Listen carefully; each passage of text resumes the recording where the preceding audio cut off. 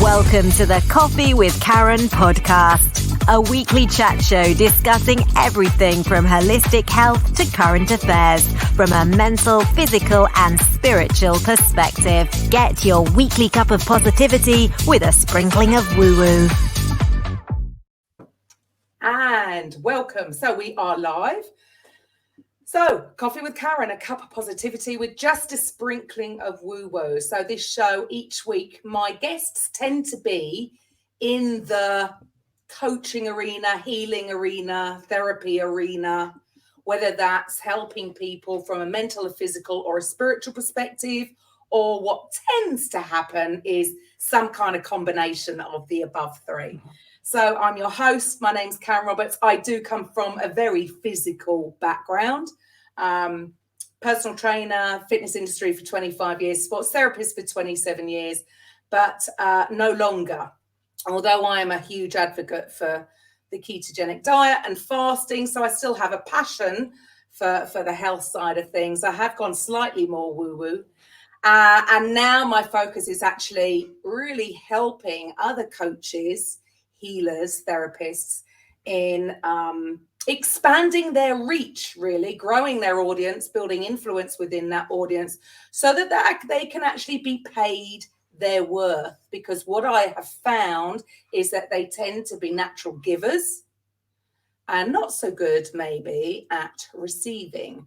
So today's guest, I don't know what category. I think I'm going to allow him to let you know what category to put him in. On the face of it, it's very physical. There's definitely a bit of mental in there.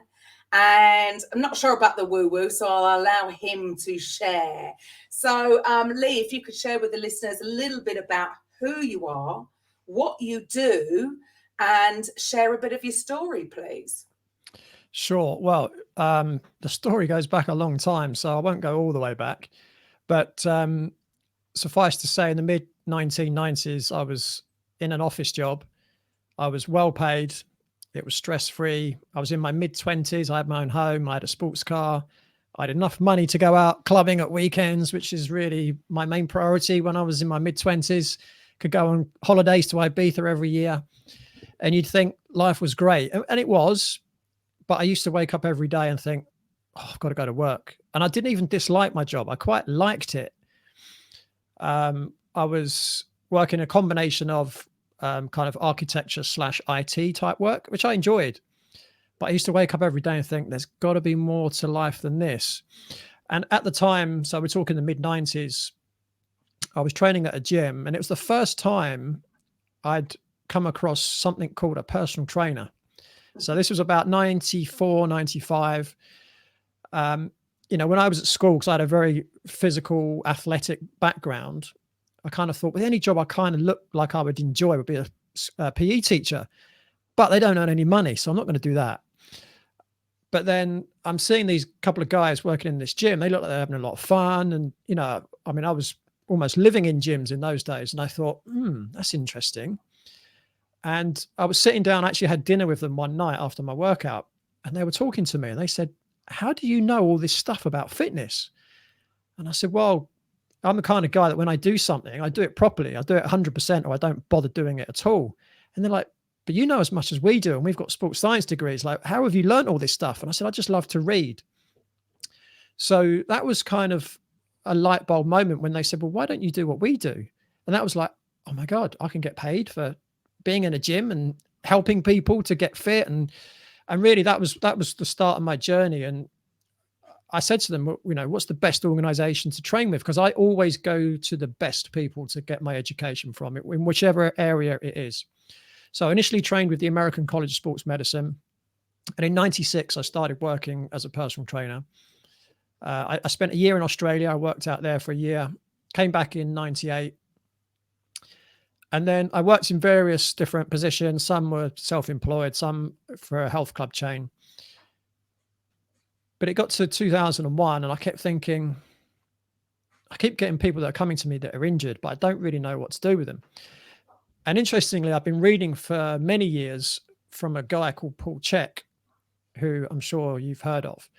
And And he started running courses in the UK. And I thought, oh my God, I've got to do a course with this guy because he is like, he's just so different to everyone else. And, for people watching or listening to this, if you know what a Swiss ball is, if you've heard of functional training or you know what a cable machine is, it's all because of Paul Chek. He was the guy that brought those into the fitness industry. And he was very controversial. And he still is. And he still is. Not so much on the exercise front, but on, let's call it woo-woo side of it. But anyway, so I looked at the courses and thought, oh, they look amazing. And I looked at the price and thought, oh, not so amazing, because they were extremely expensive. But in the end, I bit the bullet and I started my journey, which took 5.5 years of training, both in the UK, a little bit in Denmark, and the last couple of years in San Diego in California. Wow. And during that time, I was studying other things as well. But the first course I ever did, which was in London, it was a 9-day course and it was on spinal pathology. And it was 9 days that just blew my brains out, first of all. It was so technical, it was just so in depth. But what I was finding very quickly after that course, people were coming to me that had lower back problems. And now I've never really worked with them before because I just didn't know what to do with them. And they were saying, well, I've seen this consultant, orthopedic surgeon in Harley Street, and they don't know what to do with me. And I was like, okay, well, let me just try what I've been learning and see what happens. And what was happening was these people were getting better very quickly. And I was thinking, wow, this stuff that I've learned is amazing. And there's one particular story I remember of one lady who came to see me, and she'd had back pain for years. And she was probably middle-aged at the time. And she joined the health club that I was employed by at the time. And the club manager said, I'm only going to let you join the club if you do personal training with Lee, because I don't think it's safe for you to do otherwise. And she said, okay, fine, I'll do it. Well, I've been training with her for 4 weeks and she disappeared. So I went into the office staff and said, look, can you chase her up? I'm really worried about her, And anyway, forgot about her. And about a month later, the office staff came to me and they said, oh, this lady, she said, we finally got hold of her. And I was like, okay, well, how is she? She's great. She's gone on a dance tour. That's why you haven't seen her. And I was like, wow, that is amazing. She hadn't worked as a dancer for years because of her back pain. Wow. So that was kind of the start of the journey, really. And then over the years, I've studied many other things. Nutrition. I started my studies with American College of Sports Medicine. I've studied metabolic typing, which is all about finding out what foods are right for the individual. So, not one diet is good for everyone. I've studied functional diagnostic nutrition, which is a form of functional medicine. I've studied manual therapies, so sports massage therapy. I've also studied active release techniques. Part of the Chek system, as well as the physical side, which we call integrated movement science. There's also another side to it called holistic lifestyle coaching, which involves nutrition and lifestyle. And it goes into a lot of different areas, some of it woo-woo. And so what I've done is I've taken all of my training, and there's other things that, I'm not even going to go. There's been a lot of other things I've trained in as well. But what I've basically done is taken all the training that I've done over the years, which costs well over £100,000, and put it together as a holistic system. So I don't look at a person as a lower back injury or a shoulder injury or whatever it might be. I look at them as a whole being and say, right, okay, what has caused your problem? Let's deal with the cause. Because what we see a lot today, unfortunately, is someone gets an injury or an illness, and the choices they're often given is just, well, let's get rid of the symptoms. Let's not worry about what's caused it in the first place. It's unfortunate that it is the instinctive choice for a lot of people to go to a doctor when they have back pain, and you're thinking, bless them, I'm not putting doctors down here, please don't take this the wrong way. We know that they don't study nutrition as a starter, and what do they know about injuries? They just are not qualified for that. So all they get given is ibuprofen, paracetamol, and get told to rest, which may or may not be the worst bit of advice as well. So it seems such a shame that this isn't, the holistic approach. It just And I love it because everybody that really is coming on here is taking this approach, because it is what it is. And you say about the woo-woo, at the end of the day, it's all woo-woo. It's just dressed up in the mental and physical, right? Well, I think a lot of people call something woo-woo because they don't understand it. Yeah. Or because it's something that we don't yet have the scientific technology to measure. Right.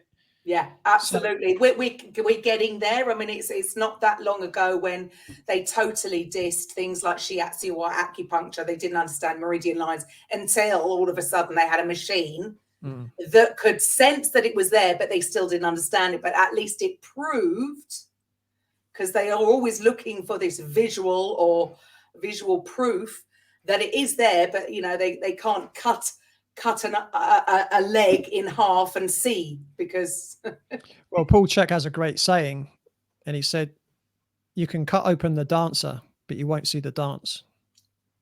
Brilliant. Right? And another example that he often uses is that he'll be challenged by someone, again accusing him of being woo-woo, and him saying, well, do you not believe what I'm saying because you can't measure it? And they're like, well, yeah. So, okay, do you love your wife? I'm like, well, yeah.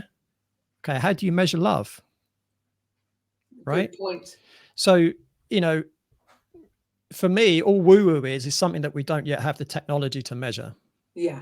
That's all. I mean, I know personally that I never studied any of this, but our muscle energy technique, actually, I know you know her, Christine. I suffered with post giving birth, I suppose, sacroiliac issues that I would go and see, an osteopath or a chiropractor to be realigned. And she taught me a fantastic, very easy, simple muscle energy technique that I still use today. If I think, I can tell when I'm slightly out I'm so highly tuned that I know when I'm slightly out, and I can just lie on my back, do this very gentle, exercise. If you call it exercise, it's like a non-exercise in a way. Don Signy maneuver. It's a Don Signy maneuver. That's what it's unbelievable called. So yeah. I know it well, and I suppose there you go. The proof is in the pudding. So when you have a client like that who hasn't danced for years and goes on a dance tour, that the proof is in the pudding. Exactly. I know it works. Yeah. Awesome. So you switched from a highly paid, and from what you've just shared there, it's not your typical job. I would have thought that you were probably not very easily replaced, because it's not something. Yeah, they had to replace me with someone that they had to pay 4 times the salary they were paying me. Wow. Yeah. So what do you think was really the trigger there? Because it does sound like you were really in tune with what you're, very heart-centered as to what your, I don't know, we call it purpose, whatever your calling is. So, I mean, how long ago did that actually, when you finally actually doing what you personally loved, how long ago was that? So 1996. So right. What's that? You've been doing it a very long time. 26 years ago is when I kind of made that, I had that light bulb moment. And what's interesting, because I'm just about to launch my own podcast, actually. Yay! And it's called The Radical Health Rebel. And I've called it that because a lot of the things that we, or the general public, consider radical or rebellious are the things that actually we need to do to be healthy. 100%. And all they are is getting into alignment with nature, because we've got so far away from that.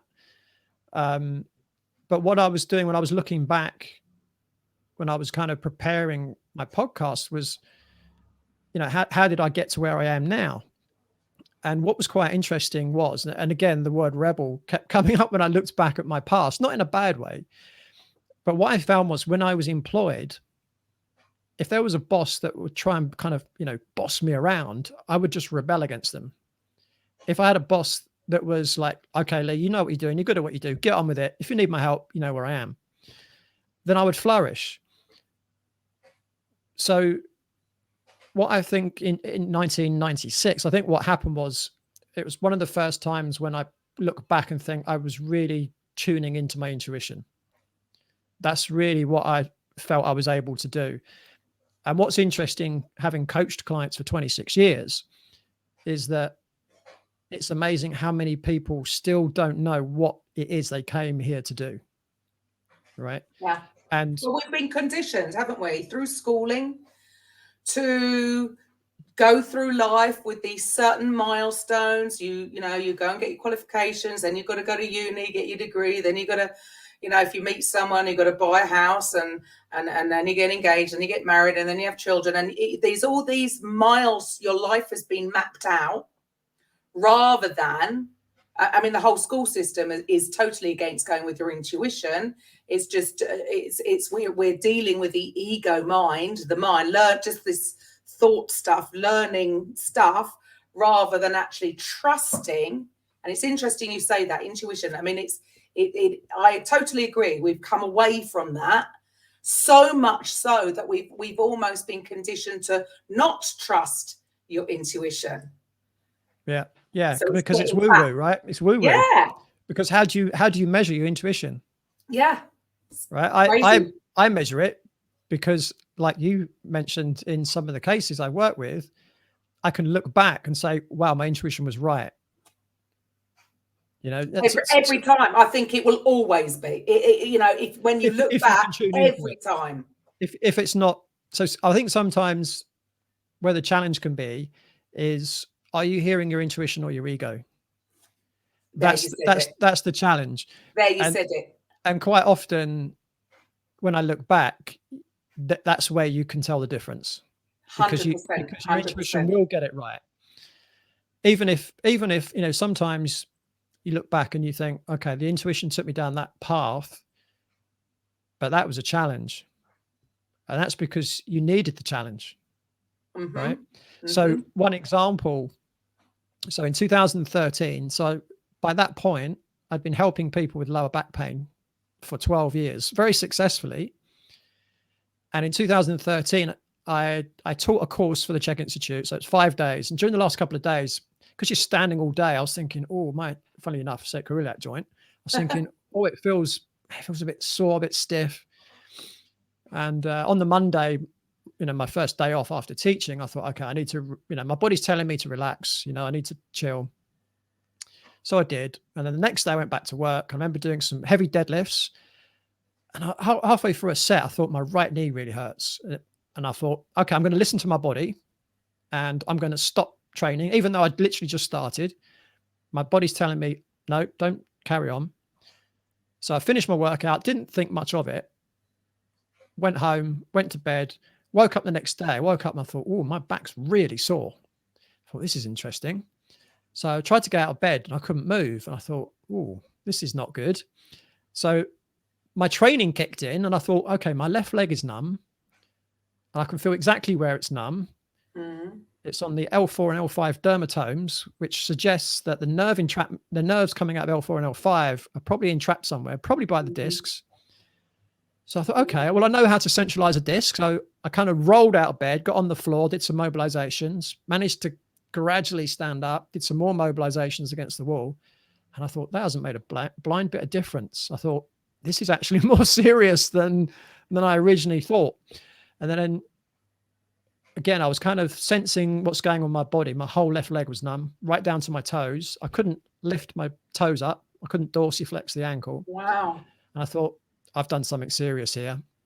Now, the interesting thing was, leading up to that point, I was spending about 12, 14 hours a day writing a book. Now, I wouldn't normally spend that long seated. And, you know, sitting's not a good thing for your back. I was also doing Bikram yoga at least once a week, but some weeks every day, where you're obviously doing extreme movements under, you know, really hot conditions. Overdoing it. Yeah. And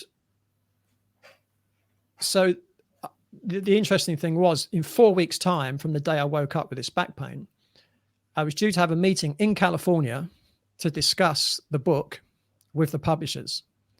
And I couldn't change the date. It had to be on that date. So I'm like, okay, I'm in trouble here. And, you know, I was pretty convinced I had an L4,5, L5, S1 disc bulges, both 2 levels because of my symptoms. But I thought the other thing is there's a condition called cauda equina, which requires immediate medical attention, i.e. surgery. Oh. And I thought, I just need to get this checked. So I rang the doctors and said, look, I want to just check. I haven't got a cauda equina. Can I get a referral for an MRI? Now, obviously, I'm feeling embarrassed because, as a lumbar spine, specialist, I've gone and done the very thing that I teach my clients not to do. But anyway, I turn up at the doctor's. I had to go on the bus because I couldn't sit, so I couldn't drive. I couldn't get in a taxi. I stood on the handicap space on the bus, ironically. And I get to my GP and I walk in and I explained to him what I do for a living. And I explained to him what I thought it was. And I just wanted a referral to get an MRI just to make sure it wasn't really serious and required surgery, immediate surgery, like within 24 hours. Ooh. And the first thing he said was, oh, you know a lot about this, don't you? Which I wasn't surprised. And he said, oh, just pop your top off for a moment. I want to have a look at something. And I thought, you're not going to see anything. Anyway, so he ran his finger down my spine. He says, yeah, I don't really see much that's going on, but you're obviously in a lot of pain, because I couldn't sit down. He said, I'll write you a prescription for anti-inflammatories and some painkillers. I said, no, don't bother, because I won't use them. And he's like, what do you mean? And I said, well, if I'm in pain, the pain's telling me what movements not to do so that I don't make the pain worse, right? And he's like, no, you have to take them. And I'm like, no, I don't have to take them. I said, this is what I do for a living.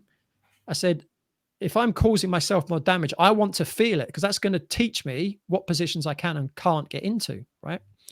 So he said, look, as your doctor, I have to write you the prescription. I said, okay, that's fine. That's not a problem. And he said, just one thing. He said, you told me that you're going to fly in 4 weeks' time. I said, yeah. He said, you cannot fly. He said, I'm going to stipulate you definitely cannot fly. I said, I'm flying. And he's like, no, you're not. And I said, yes, I am. And it went backwards and forwards. And in the end, he said, look, as your doctor, I'm telling you not to fly. And I said, as your patient, I will be flying. So as soon as I got out of the doctor's surgery, I just saw the nearest bin and put the prescription in the bin, because I knew I wasn't going to, I knew I wasn't going to take any medication. But what happened was I got an MRI and I had ruptured my L4-5 pretty badly and my L5-S1 reasonably badly. So I couldn't walk. I couldn't do anything. And my fear was my career's over. Like, if this doesn't get better, my career is over. And I won't be able to go to the gym. I won't be able to play tennis, two of my passions in life. So anyway, I got to California. I don't know how. The first time I sat down was to get into the cab to go to the airport. Oh my goodness. I got on the plane and there was this old couple that were already sat, and I was to sit next to this old lady. And I've got my lumbar roll out and I'm kind of like, look like a, disabled person trying to get into the chair. And these old couple were from Essex and they were lovely. And she's like, oh, are you all right, dear? Oh, can I help you? She was lovely. And that was literally, like, I didn't even know if I could sit on the plane. I was literally thinking, oh my God, what if I can't even sit on the plane? Or what if I'm halfway there and the pain's too bad? But it turns out I was fine. So I get off the plane and I'm like, now I've got to drive. This was the first time in 4 weeks I had to drive. Luckily, of course, in America, all the hire cars are automatic, because if I'd have needed a clutch, no chance, because it's my left side. So anyway, cut a long story short, the trip went okay. It was difficult getting in and out of cars, but the trip went okay. Got the book deal. That was all done. And then I went on a journey of 2 years. It took 2 years to rehabilitate. So disc injuries, because discs have very little blood supply, they take a long time to heal. But luckily, I knew exactly what I was doing. So, what I did from a physical point of view is I knew which muscles were tight in my body. I know which ones I had to stretch. I knew which muscles had weakened. So I knew which muscles I had to strengthen. My diet was already very good, so I just continued with that. But the one thing, hydration was already good, but again, discs are mainly water, so you've got to really make sure you hydrate really well. But the one thing that, and again, I spoke to Paul Check about the injury, and of course, he's very woo-woo. And he said to me, but you know what your lesson is from the pain? And it's what he calls the pain teacher. So whenever we get pain, it's our subconscious mind trying to make our conscious mind aware of something that we need to be aware of. So what he said to me is, he said, you know what it is, don't you? And I'm like, what? He says, you've been working too hard. Well, the funny thing was, I was working too hard writing a book for his institute. But the moral of the story was, it was a lesson to me to not work so hard and to look after myself and to get adequate rest, because that's what I wasn't doing. So I was really making sure that I was getting enough rest, getting to sleep on time, and being patient. So when you got an injury like a disc injury, I mean, I've had so many muscular injuries over the years. I've been playing sport competitively since I was 6, and they heal really quickly. But discs take a long time. You can go from week to week to week, and it doesn't feel any different, and you just feel like you're not getting any progress. So it was also a lesson in patience and just trusting the process that I'd seen work with other people. But when it's your own body, it's like, oh my God, but is it going to work this time? And what I would say is I learned more having that injury than I did with all the training that I've received. You know, simple things like, okay, if you've got a disc bulge, how do you put socks on? Right? How do you put shoes on? How do you put your underwear on? Right? But now I can teach people exactly how to do it. Whereas before, I would have been a little bit like, oh, yeah, I'm not exactly sure how to do that. Right? So the process that I went through is what we call the hero's journey. So you go through the pain, you learn how to overcome the pain, and then you teach other people how to do the same thing. There you go. So it was a mixture of, you know, very technical, academic, right brain information coupled with the woo-woo. Right. Which is what everybody needs, even if they're not aware that they need it, right? And another thing that's really important when anyone's in pain is to understand, why do they want to get out of pain? How are they going to be different when they haven't got pain? So, you know, for me, the first thing I was thinking was not what my goal is, but what the nightmare is. The nightmare is that I couldn't continue working. At that time, 80 to 90% of my work was either on the gym floor or in the treatment room.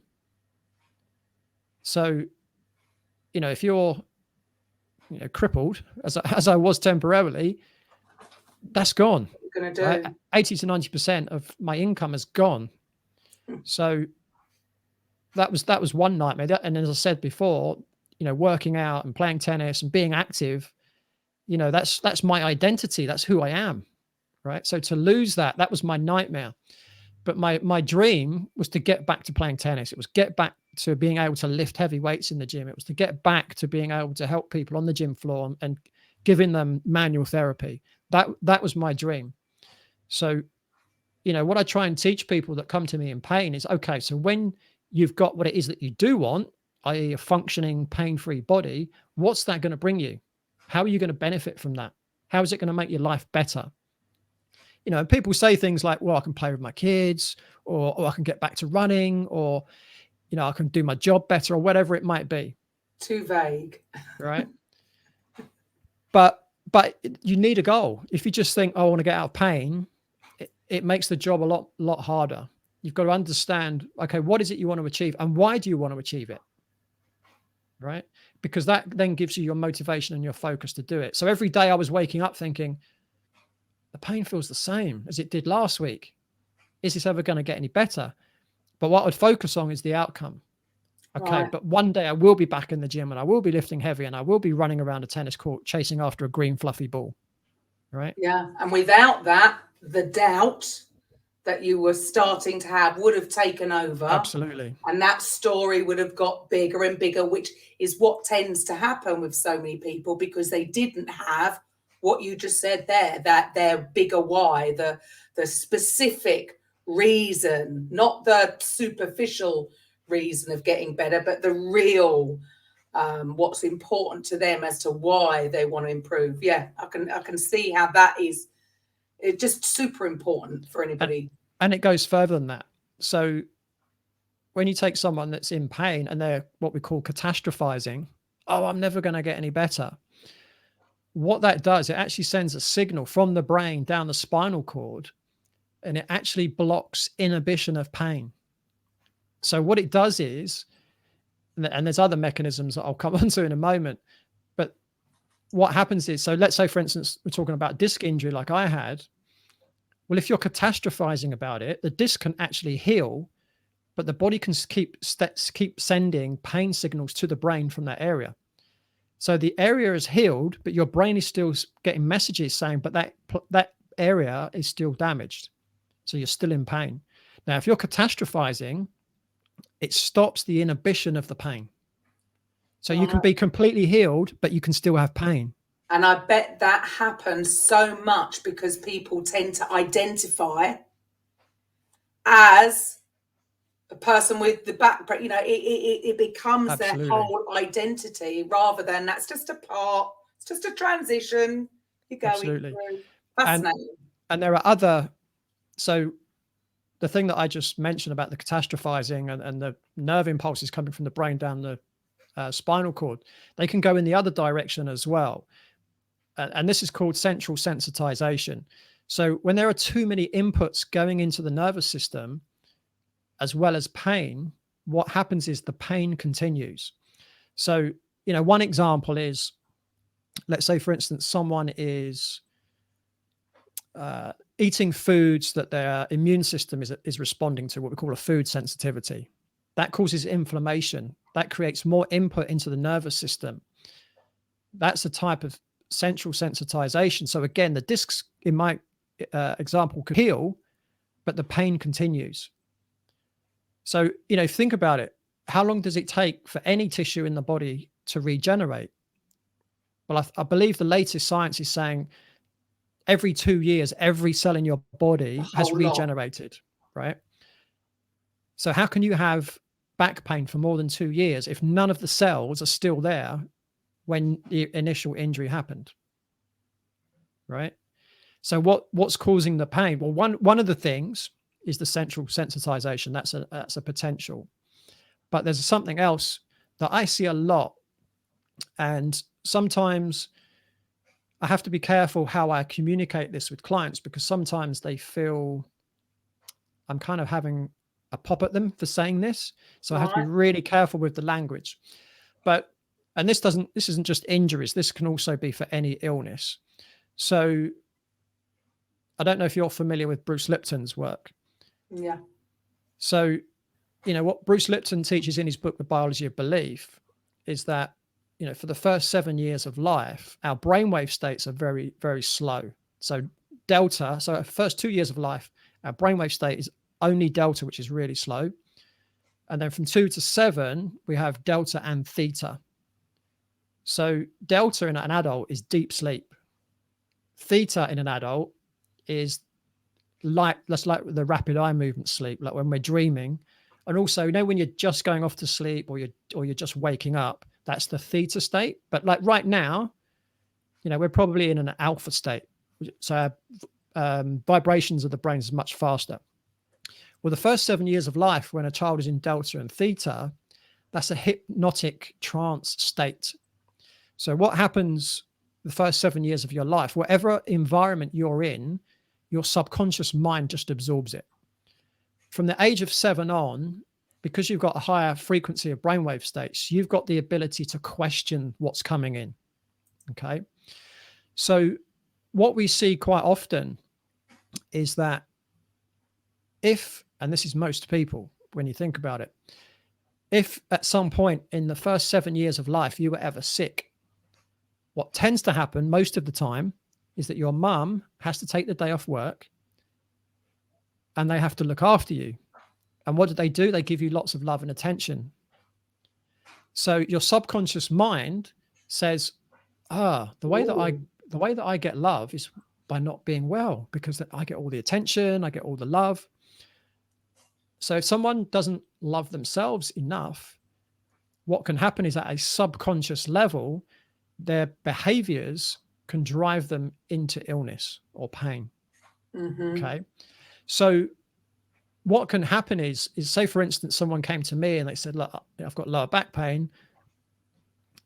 What can I do? I said, okay, fine. Let's get you in. Let's do a, detailed physical assessment on you. What I'll do is I'll assess your body. I'll find out which muscles are weak. I'll give you some strengthening exercises for those. We'll find out what muscles aren't working properly. I'll teach you how to get those firing again. Which muscles are tight. I'll give you stretches for those. Which joints are restricted. I'll give you mobilizations for those. We'll look at your diet. We'll look at your sleep patterns and all these things. And they'll be like, oh yeah, great. So I'll give them a holistic program. They've got very detailed program to follow step by step. And first 2 months, they're doing great. Their pain's getting better and better. And then they get to month 3 and all of a sudden they stop doing everything. And it's like, ooh, why have they stopped? They were getting good results. Why would they stop? Well, what can happen is that the subconscious can kick in and say, well, hang on a minute. If you get better, you're not going to receive any love from anyone. Because, what we know is that about 95 to 99% of the time, it's our subconscious mind that runs our behaviors. The whole lot, all day, every day. So, if you think about it, a few times a year, I go on long drives on the motorway. It takes 3.5, 4 hours. I get to the other end and I think, I don't even remember driving. Right. I might remember listening to the radio or music or whatever. I don't actually even remember driving. I don't remember changing gear, hitting the brake, hitting the accelerator. It's because my subconscious mind knows how to drive. My conscious mind can just switch off from driving. Right. So what can often happen is we have automatic reactions to certain situations, and our behaviors occur before our conscious mind has even considered the situation. So in some situations, what some people have to do is address what's going on at the subconscious level. And you could call that the woo-woo level, right? Because again, you can't measure it. You can't measure it. But what you can do is you can deal with it and you can see the results that happen afterwards. And there's lots of different ways in which you can address the subconscious mind. So it might be hypnosis is a really good way. So remember, the first 7 years of life, you're in a hypnotic trance anyway. And that's how the behaviors get hardwired into your nervous system.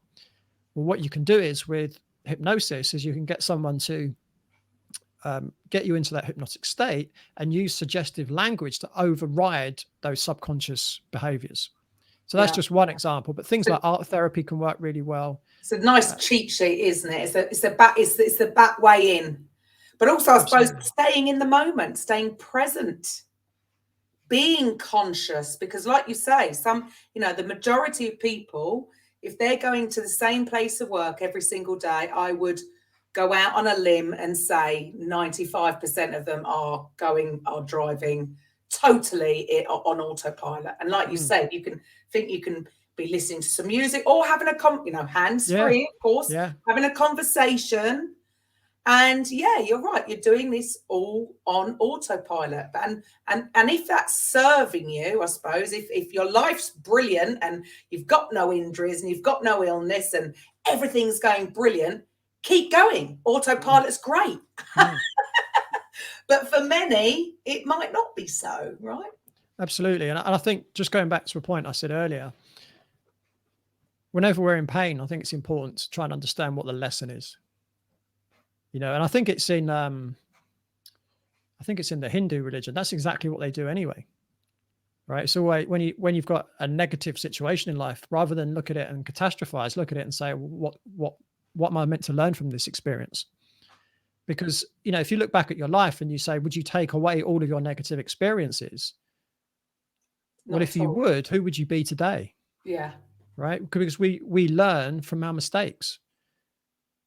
Now, I've learned a lot in life, which probably means I've made a lot of mistakes. Right? That's right. If you've not made many mistakes, you need to start trying a little bit harder. Absolutely. Well, if you've not made many mistakes, you probably haven't achieved much. No. Very true. Very true. I love it. Do you know, I actually didn't realize that the Czech stuff was actually that woo-woo. I knew it was all, my experience of it was many, many years ago when you'd hear people dissing it because it's controversial. And you used to think, look, for crying out loud. Which is all accepted as facts now, by the way. Totally. And it was totally it just made sense. If you're doing certain things in your day-to-day life, or as children when you're climbing things and doing things, you're getting your body in certain positions. Why would it be unsafe? Like, come on. I mean, we used to teach squat so badly, in my day when we're teaching. It was, you totally were in the wrong position to do a proper squat. But, I get it. In some ways it's come about because it's coming from a state of fear of causing injury, but actually it wasn't really prepping people for normal life or exercise afterwards. So actually it was having the opposite effect and causing more injury. Absolutely. Because they weren't prepped. Absolutely. I mean, the whole thing was crazy.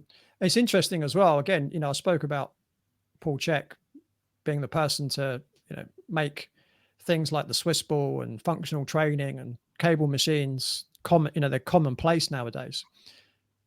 Well, I went on a course with Paul in 2004, and it was all about the cervical spine, the cranium, and real technical areas of the body. And I was a real nerd, and I couldn't wait to get on this course.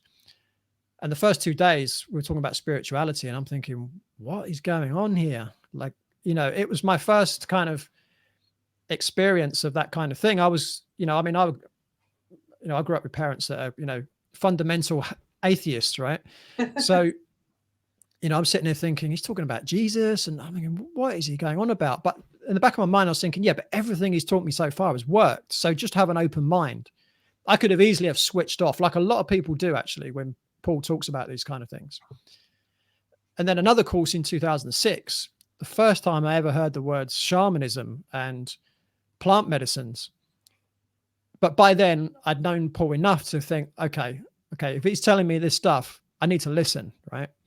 Well, you look now, you listen to someone like Joe Rogan on his podcast, he talks about shamanism and plant medicines and spirituality all the time. It's become mainstream.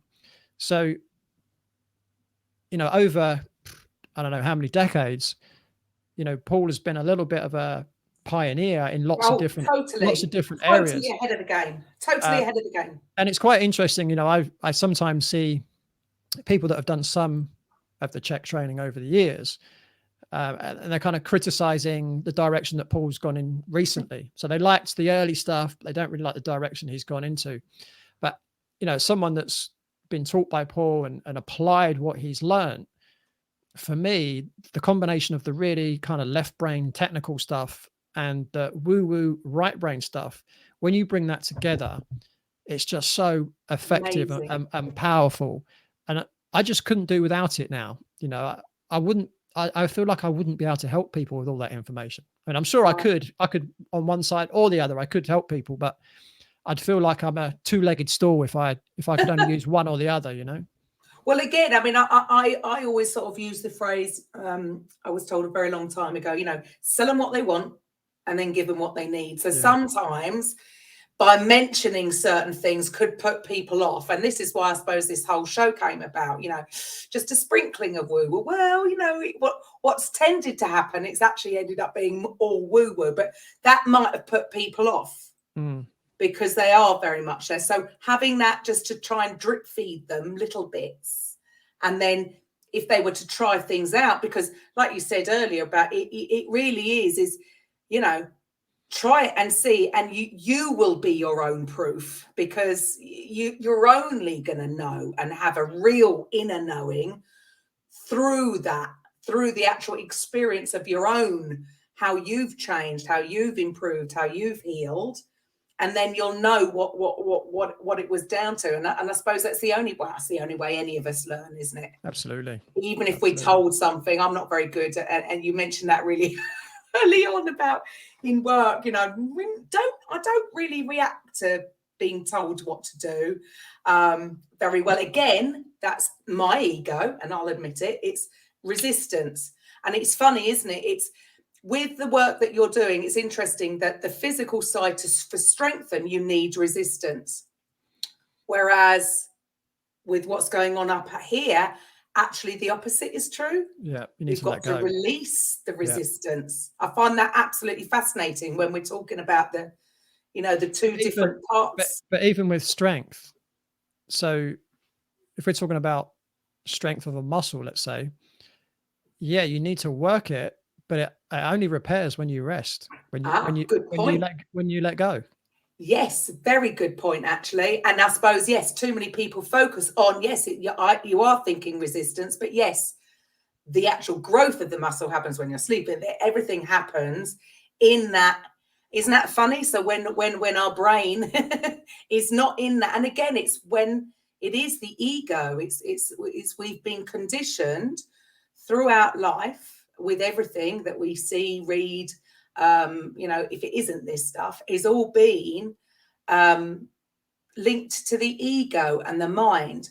Whereas now we're having this understanding that everything actually up to have optimum health, to have in all aspects, whether that's physical health, relationships, fine, whatever, it's the opposite that needs to be worked on. And for me, that's been I still haven't got it. I have more of an understanding of it. Because I have been totally focused on the mind and the learning and the ego side of it, I suppose, rather than having that understanding of, like you said very early on, about sometimes, you have got to listen to your body and rest and actually calm and maybe stop that chitter chatter so that the answers that you need actually come to the surface. And I had a very similar experience myself not so long ago. So I get it. I wish I'd got it a few decades ago, though. Don't we all? I often get clients saying to me, I wish I'd met you 20 years ago. Yeah. Then I wouldn't have gone through all this pain. Yeah, but 20 years ago, you might have not had the whole complete package. Exactly. And I say to them, but you were meant to go through that pain. Yeah. It's funny, and all in the right time. So Absolutely. now you can help so many. So yeah, well, I mean, I could talk to you for hours actually, but we're running out of time. So for the listeners out there, how do you go about helping people? What do you specifically do? How do you help them, and how can people get in touch with you? So, I mean, there's a lot of people, lots of different types of people I can help. Obviously, I've been studying a lot of things for a long time. So I do injury rehabilitation. So obviously lower back is the most common thing that I see, but it's the most common thing that's out there. But I work with people with all kinds of conditions. So gastrointestinal problems. So, things like bloating, constipation, diarrhea, small intestinal bacterial overgrowth is a really big thing that I see at the moment. I work with people with skin conditions. So acne, eczema, psoriasis. I suffered with severe acne myself for 18 years. So it's a subject that's kind of quite close to my heart. And it's an area that doctors, again, do not have any idea what to do with. Do they know anything about gut health? Not really. I shouldn't say that, but they don't seem to. No, not really. People that have things like any kind of hormonal kind of issues. So, menstrual irregularities, infertility, menopause, andropause type symptoms. So, you cover a massive area. Yeah, there is quite a wide area. I mean, that's the thing about the check training. We do go through so much training that you can help almost anybody. But they're the kind of most common types of people that I work with. If people want to contact me, probably the best place is my website, which is www.bodycheck.co.uk, and it's spelled BODYCHEK.co.uk. From there, anyone can request a complimentary consultation. So that's done on Zoom. Happy to do that for anybody. There's no, you don't have to buy anything. If you do want to have coaching with me, that's fantastic as well. But if you don't, that's fine too. I'm on all the, the kind of main social media channels, pretty much. I'm not on some of the younger ones, TikTok and TikTok and whatever Snapchat. They are. No, not on any of those. So Facebook, Twitter, Instagram, YouTube. And obviously I've got my new podcast coming out, hopefully September. Awesome. So it'll be September 2022. So that will be www.radicalhealthrebel.com. Brilliant. And so, and what, so you're just going to be covering all, I think I have a slight idea, probably again, controversial to some. Yes. Well, yes and no. Yes and no. I mean, the goal of the podcast will be to help people. That's the main goal. So the goal is to help people lead a healthier, more productive, fulfilling, and happy life. That's really what it's all about. But I've got half a dozen or so guests already lined up. One's going to be talking about healing from trauma. One's going to be on cancer. I've got another one. What's he going to be talking about? I can't remember. One guy in Scotland who's been running a gym for a while, talking about, how his members have, because he's got amazing results with his members. So we talk about, what he's done there. And I've got all kinds of people. So Paul Check will be coming on at some point. Brilliant. I've got another guy coming on to talk about pain, which is kind of what we spoke about today. But I've got lots. I mean, acne, probably there's going to be lots about acne, lots about pain, and just really. And it's it's needed. I mean, look, Absolutely. I know some people think I'm giving them a hard time. I'm not. I mean, I'm not. We know that our system is not working as it should. It's not everybody's fault. It's the ones above that the rules and regulations are filtering down. I'm sure every single doctor on the planet goes into it, like you, like me, with the goal in mind to actually help people. It's just that sometimes we can get when doctors are often told things like, if they take a statin drug, it will reduce the risk of heart attacks by 50%. And then you look at the research and it's not 50% at all. It's 0.5%. It's just, it's crazy. I mean, it is crazy. And doctors haven't got the time to go away and look at the actual research themselves. Well, and also because, it will just take so much time for things to change. I mean, I know, the guy that I studied under was Professor Tim Noakes. And I mean, he was taken to court. He had to fight for his license for 4.5 years for giving a nursing mother advice to wean the baby off onto a high-fat, low-carb diet, which is what breast milk is. Go figure. Rather than giving advice to put them on rice, all this stuff that's just sugar. I mean, just the whole thing. But because it's almost like. So I don't know if you are in the UK and you're driving around, especially, I can only talk about London because that's where I am. But, there's roadworks everywhere and they're doing the water. And it does make me cringe a little bit because a lot of the places around me seem to be replacing old lead pipes with these plastic ones. And you're like, should that not have been done 100 years ago? Like lead, hello, things take a long time to change. So with regards to our whole health, just maybe some of the things that we were brought up thinking that were healthy for us may not. Like asbestos. I mean, you just like tap water, like white bread. I could be here all day. We could go on. You could mercury in your fillings. The whole thing. The radiation coming off your mobile phone. I do have a bit of protection.